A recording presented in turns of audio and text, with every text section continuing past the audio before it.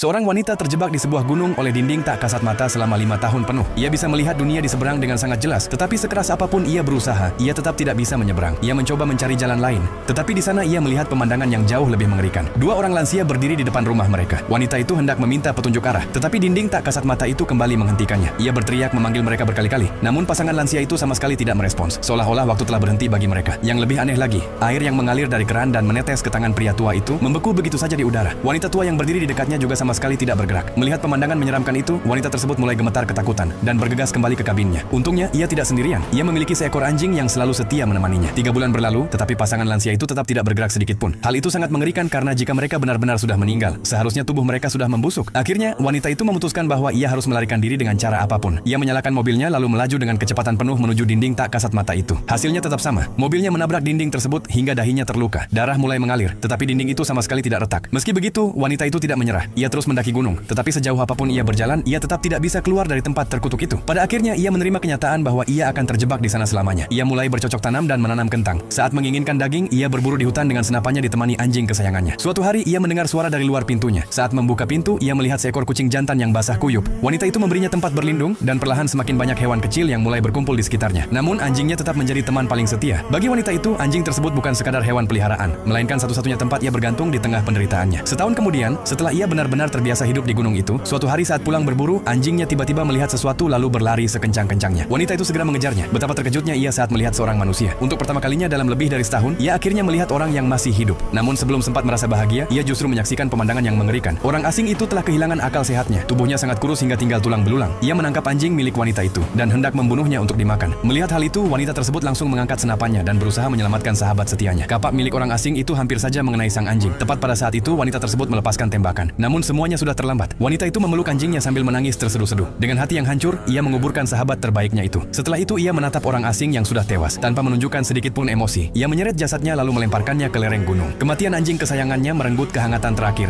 yang masih tersisa di dalam hatinya dan menghancurkan seluruh semangatnya untuk terus hidup.